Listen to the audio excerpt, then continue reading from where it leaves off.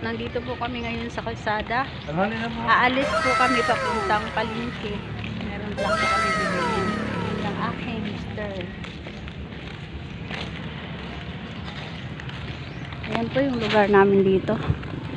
Ibang maganda po ang lugar namin. Maganda pong lugar namin dito. Sariwang hangin at sariwang mga halaman. Sariwang mga puno. Punta po kami ng palengke ng Bato Leyte. Merry Christmas. Merry Christmas and Happy New Year. Mga kamamo, ito po yung mall namin dito. GS. Ito po yung mall namin.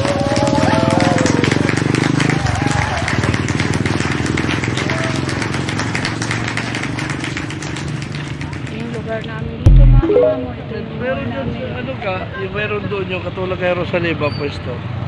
Pinsan ko at ang pamangkin ko si Edward, ang pinsan ko si Angel, Amo ang tapato pamangkin na ko, nag-ano po sila, naglinis po sila ng sasing.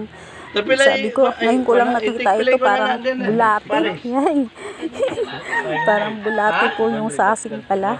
Ayan po, ayan po yung lugar namin dyan, sa paligid ng aming bahay. Ayan po, ang munting bahay namin. Hindi, ano Po lang. sila, naglilinis pa po sila nung sasing. Parang Parang bulati po na sabi, kinakain pala yun. Ngayon ko lang nakita yun.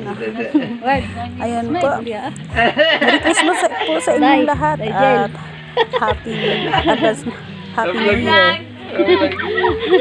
Thank you for watching. God bless po sa inyong lahat.